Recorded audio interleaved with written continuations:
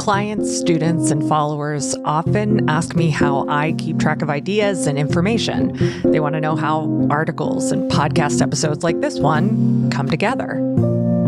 I think they imagine I employ a sophisticated system of note-taking, an elaborate organizational structure that makes content creation effortless, orderly, linear, logical.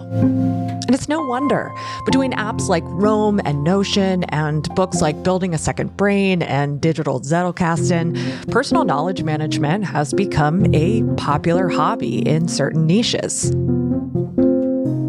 Aesthetically, I am quite drawn to these apps and prescriptions for organization. I love the idea of having every note, quote, and concept in its place. I'm a sucker for new software, and I daydream about using any of these apps to their full capacity and making my work much easier. But when clients, students, and followers ask me how I keep track of ideas and information, the answer I give is piles. My notes, quotes, and concepts accumulate in messy little piles, or messy big piles depending on the project. I take those piles and look for patterns. I rearrange and recombine. Eventually, when things go well at least, I carve an outline or draft out of the raw material in my pile. Now, after explaining this to a group recently, someone replied that they loved finding out other people's systems are as haphazard as theirs.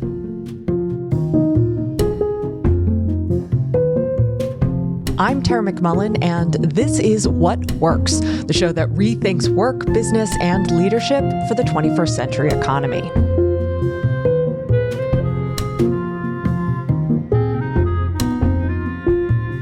I've often felt a bit embarrassed by my haphazard system.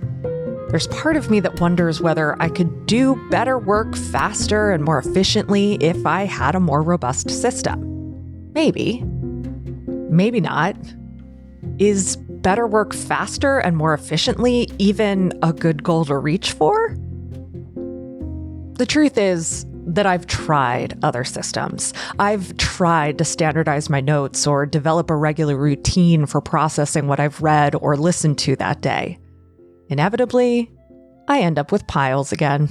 I've been curating a knowledge library for myself for years, and I'm sort of on a quest to get more people to feel and understand the value of doing that. That's Sari Azout. She's the founder of Sublime, an app for curating a personal knowledge library connected to others' personal knowledge libraries. Sari is also a writer and thinker known for approaching technology, community, and business in ways that don't acquiesce to the Silicon Valley status quo. Full disclosure, I use and love Sublime, and I feel like Sublime kind of gets me and my haphazard knowledge collecting. In other words, I kind of feel like that student who told me that they appreciated hearing about my haphazard knowledge collecting. Sublime reminds me that other people care about rigorously collecting ideas and information without rigidly following a prescribed system.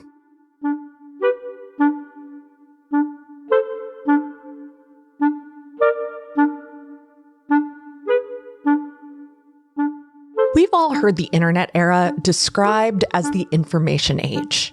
But recently, Sari framed things a bit differently. She says we've now left the information age behind and entered the post-information age. Accessing information is no longer an issue. It's navigating, archiving, and making sense of all the information we have access to that's the real challenge. So I could start with a high level, like, curating a knowledge library is important. And then like, all right, but why? You know, if I were to tell my mom to do that, she'd be like, oh, like, well, what's the point? And I think that as I kept asking, like, why, I kept landing in this place of, for so long, we were operating in a world of scarcity, right? There was very little information. And so, and very slowly, I think we've been transitioning to a world where the opposite is true, where abundance is the biggest problem. And I do think that, you know, our minds are not prepared to deal with this abundance because we were hunter-gatherers. Our ways of living were literally just, how are we going to feed our children today? And so when I think about what happens in conditions of abundance, the sort of thought that kept coming back to me is the barriers in a world of abundance are no longer more information. It's, what do you want to say? Do you have the courage to say it? And so I just have become really interested in this idea of intentionality and courage in a world where we're spending so much of our time scrolling attentionally without intention.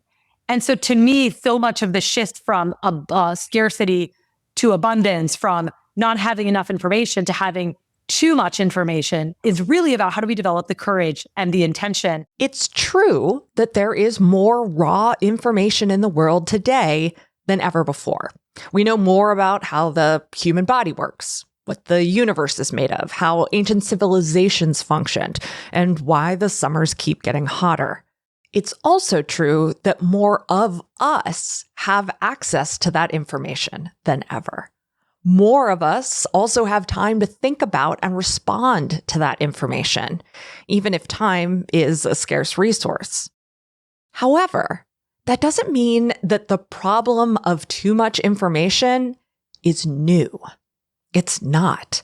Feeling like there's too much information to remember, analyze, and respond to is an ancient problem. So it's time to historicize this drive to collect and curate a personal knowledge library.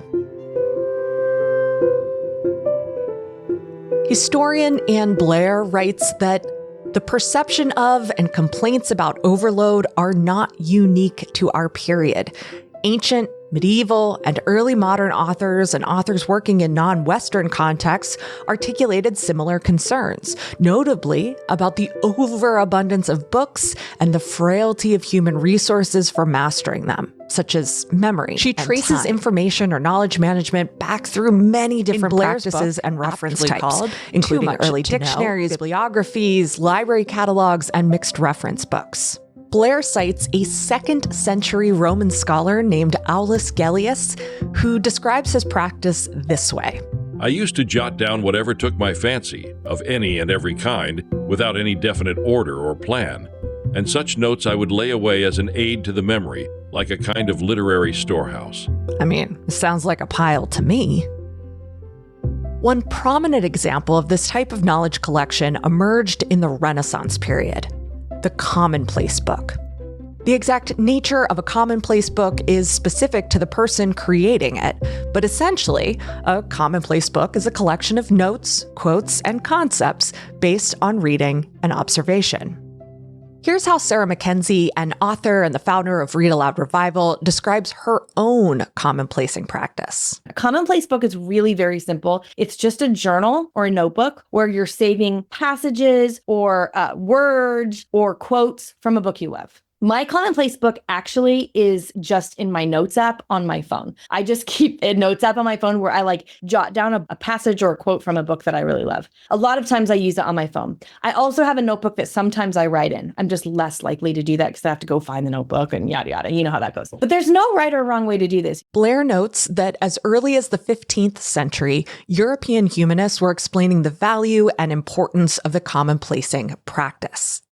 By the early 17th century, Jesuit scholars Francesco Sacchini and Jeremias Drexel had written manuals on how to keep a commonplace book.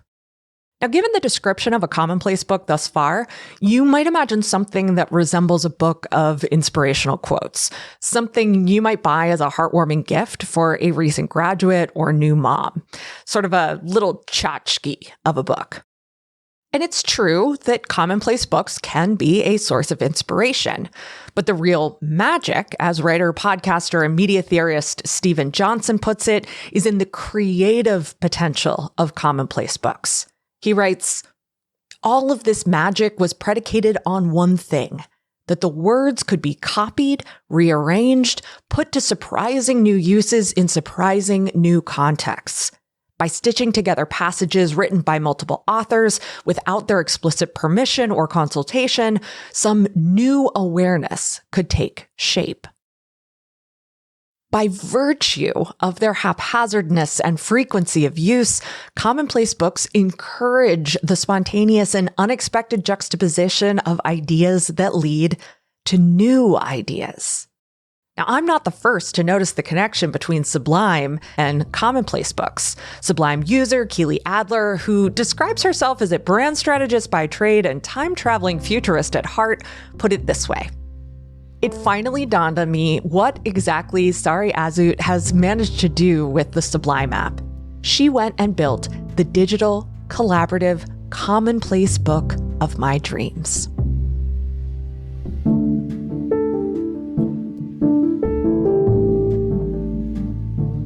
A commonplace book can be used in a variety of ways and for a variety of purposes, but they're often used creatively as a source of new ideas and insights that can be refined as articles, books, poetry, or other media. Johnson notes, the tradition of the commonplace book contains a central tension between order and chaos, between the desire for methodical arrangement and the desire for surprising new links of association. My own resistance to elaborate personal knowledge management systems is a resistance to a process designed to smooth out that tension. Or I'd like to think that that's what's going on. Allowing for chaos, for the disorganized piles of ideas and information strewn around my digital home, allows for discovery and creativity.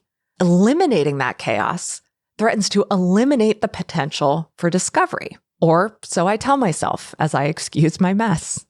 Sari told me that she often thinks about the idea that we shape our tools and then they shape us. A paraphrase of one of the central ideas of Marshall McLuhan's work. We shape our tools to eliminate chaos. We want things to be neat and tidy.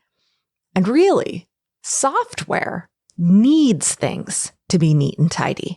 Despite what some might claim, even the most sophisticated AI systems can't deal with chaos. Our tools require standardized formats and predictable inputs. Even something like ChatGPT, which claims to allow for natural language processing, works best when prompted in ways that take advantage of the quirks of its model. If you think about why that is, well, what dictates the kind of information that you see today? Because our tools then shape us, we learn how to navigate chaos-free environments, or we try to anyway.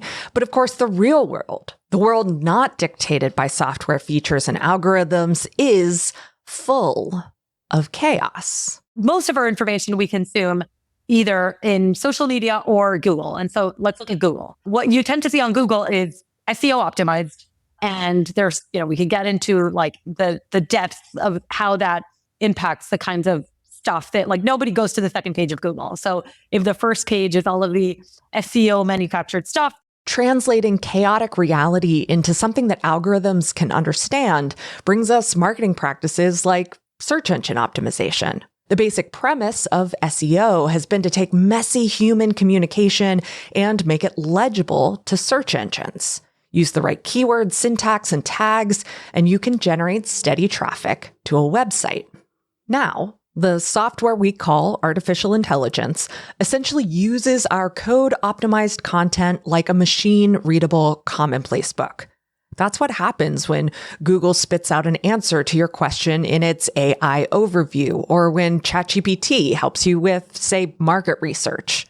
Unfortunately, in this process, they hallucinate things like poems or laws or how many R's are in the word strawberry. Now, I don't blame these systems for making mistakes. Anyone can make a mistake using a knowledge management system. The real problem is that we tend to abandon critical and analytical thinking when we use these systems. Further, we abandon our role in the creative component of search. Instead of remaining open to connecting the dots of our research, we take the answers we're given. In other words, the tools shape us. It's not just search or chatbots, though, that are shaping us. Social media platforms and their algorithms play a role, too. And then the second piece is social media and what kinds of behavior does social media reward? It's the loud people that are trying to engineer every single word to please an algorithm, to go viral, to engineer attention. And so that deeply worries me, right? And so much of the journey towards Sublime, and it's been a journey because, you start with a system level insight of the internet's becoming enshittified and search results suck. But how do you translate that into a product that actually, most people don't care what your mission is. Are you solving something for them today? In true sort of, we shape our tools and then they shape us. What felt lacking for me on the internet was you basically have social spaces that are engineered to reward or drive kind of vanity and attention building. Like why are people posting on social media? There's this very clear incentive. It's quantified, likes, etc. Social media platforms incentivize the kind of activity that generates the most data and maximizes users' time on site. Those incentives then shape not only the content we create, but also the way we think and process ideas. Again, the tools shape us. And then there's all these personal spaces, a lot of stuff that we're doing that's really cool and happening in our notes apps. The quiet, private digital spaces and the familiar, friendly group chats. That's where a lot of the cool stuff happens. It harkens back to old internet, but it also harkens back to Commonplace books and salons. And so the thing that I became obsessed with, how do we actually bring the sort of intentionality and focus and quality of the kinds of stuff that you're doing when you're preparing for a podcast and capturing snippets with that sense of togetherness? You have to preserve the sanctity of the space. And for me, that's why so much of the journey for building Sublime is building something that is useful in single player mode first. You come in, you can organize your highlights, you can build a role that's your own, but because there's this multiplayer component, ultimately there's a search engine on top of it. To be clear, I don't think of Sublime as a replacement to Google. In fact, I think the use cases for search keep broadening, but there are certain times in my life when I don't necessarily want an answer, I want a journey.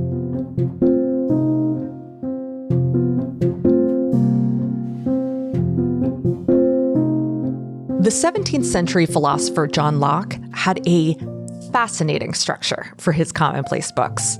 At the beginning of the book, there was an alphabetical index. Under each letter, Locke also wrote each vowel.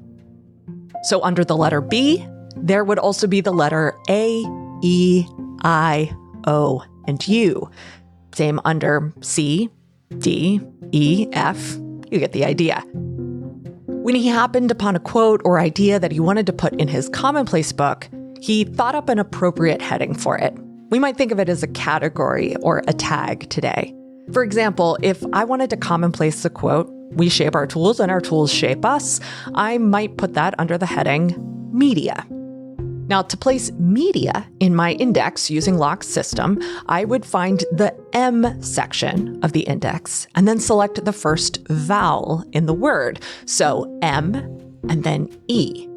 In the space for M-E, I'd write down the page in the book where I added the heading media and placed that quote. At first, you might think that's a pretty complicated system for a fairly imprecise result. And in a way, you would be absolutely right. But this system provided just enough structure and organization to make Locke's Commonplace book something he wanted to use, while also facilitating that journey that Sari mentioned. Yes, he might stumble on something unrelated to his question or concern using the index, but stumbling on something unrelated has its own value. Is it inefficient? Maybe, in a sense, but it's incredibly effective for producing the kind of serendipitous convergences that make for new insights. When I asked Sari about how her approach to personal knowledge management differs from many of the popular systems out there today, she told me it has to do with the purpose of the system. Most personal knowledge management systems and tools are built to increase productivity. She wanted Sublime to increase creativity. So when I think about the personal knowledge, like the foundational principles of this personal knowledge management tool, we really want to think about it as a tool for creativity and not productivity.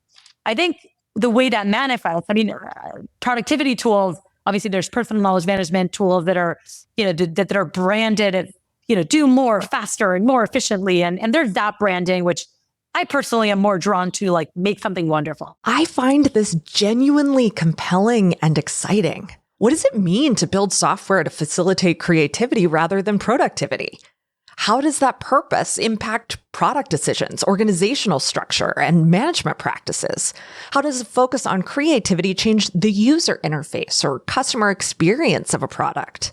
And sure, lots of software brands today nod to our creative goals. But the marketing copy makes it clear that it's really about moving faster, doing things cheaper, and producing more. I genuinely believe that we are hitting the kind of tipping point on the return to productivity, meaning the return on energy spent on creativity is going to be much higher than the return on energy spent on productivity. And so, one thing that is astounding to me is how, as machines become more sort of human-like in their capabilities, paradoxically, we humans are becoming more machine-like in the way in which we pursue work and productivity.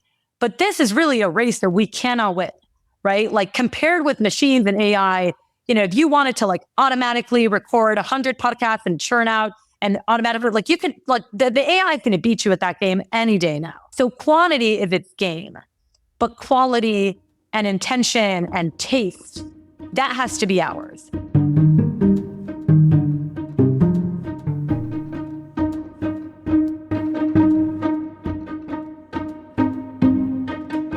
But even then, maybe just to share a more practical example of what does it mean to approach something with a creativity mindset versus productivity mindset. So I actually love this anecdote that I heard once from Rory Sutherland.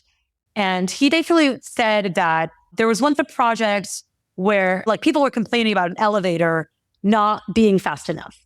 And so there was a team that was basically tasked with increasing the speed of the elevator. So you could think about in a traditional productivity minded world, using the tools that we as a company in Sublime use day in and day out, you take out your Asana board or a linear board or Trello and be like, all right, research elevator speeds and research different types of motors. And the answer actually there ended up being put a mirror on the elevator because people don't really care to wait when they can look at themselves. And so to me, this was just the perfect example of we rush to these productivity tools and let's break it down and do more work faster. And when really had we spent more time doing the stuff of let me just read random stuff, meander, follow connections and portals and rabbit holes that cannot really easily be quantified, but can lead to a breakthrough moment. That's where the value is going to be, because everything else, I just don't think that we are.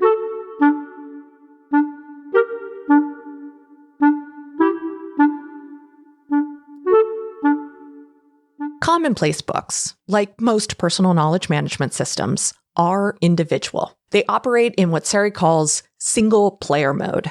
And that's great. Having personalized references helps us cut down on that feeling of overload that, as I mentioned at the top, is an ancient problem.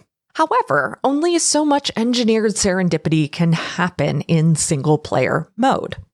I always have loved this line from Voltaire's book, Candide, where he said, one must cultivate one's own garden, right? In a world where there is just so much, you can't do it all, but you can create your own little garden. You can have your own plot of land that you're nurturing and going deep on and developing. And as long as this is Tara's garden and this is Sari's garden, and I don't have to necessarily care about what your garden is about, but as long as I'm tending to mine, that just feels like a much better way to navigate a world of abundance. The thing about gardens is that, at least in the world of this metaphor, they need pollinators. And pollinators don't concern themselves with a single garden plot. Bees buzz from flower to flower without regard for fences or garden walls. For centuries, the pollination of ideas and knowledge occurred in institutions like universities and monasteries. As literacy spread, pollination occurred around dinner tables and in smoke-filled salons. And while these places still exist, ideally with far less smoke, our access to information is out of balance with our access to spaces where we can exchange, transform, and discover together. Most people today who are interested in ideas aren't cooped up in ivory towers. They don't retire to a monastic cell for contemplation after a long day of devoted service. Instead, we're shaping our lives, shaping our relationships, and shaping our thinking with intention and curiosity, but we're often doing it disconnected from others who share our questions. We need a way to pollinate our gardens, too. And so that's the other piece that Sari wanted to incorporate into Sublime. It's not social media in the way we've come to think of it. There are no likes or comments, but there are connections. I think so much of the ethos of the multiplayer stuff that we want to nurture is, what if, like, as a byproduct of doing what I'm already doing, of collecting ideas, and, you know, of course, like some of it's going to be private, but as a byproduct of that, I basically get to have a landing page of my thoughts, of not just the work, but the work behind the work. Because sometimes that's even more interesting. It's not just, hey, here's Tara's incredible essay about like the future of productivity, but like, how did you arrive at that point of view, and what did you consume? And I just find that that's such interesting raw material that it's sort of unacceptable. So I can go into my own personal reference, find something I clipped, and then discover 5 other relevant things that other people have clipped that I would have never found on my own. Because we're not just making things, we're making conversations, we're making moments. And so to me, we're all doing that. How you live is an act of creation. You know, how do you choose to carry yourself, and how do you show up in the world? And so much of that is driven by the idea that you're exposed to. Several years ago, Sari wrote a post that I still think about regularly. In it, she reflected on how we've developed a cultural and economic preference for disruption. And she wondered how things might be different if we asked, what do we want to preserve? Part of preservation is, no doubt, the libraries, archives, and personal references we curate and compile. But another part of preservation, I think, is creative. It's putting to use what we've saved, what we've deemed worth remembering. Preservation, then, is a promise to revisit and re-engage. Preservation is the hope of a future and its creative endeavors. And when we preserve together, preservation is a promise we make to each other. So I think it's fitting to close with words I discovered on Sublime, the words of artist Corita Kent, whose own work was a radical preservation in promise to a future filled with love, justice, and life. Artists, poets, whatever you want to call those people whose job is making, take in the commonplace and are forever recognizing it as worthwhile. I think I am always collecting in a way, walking down a street with my eyes open, looking through a magazine, viewing a movie, visiting a museum or grocery store. Some of the things I collect are tangible and mount into piles of many layers, and when the time comes to use those saved images, I dig like an archaeologist, and sometimes find what I want, and sometimes don't.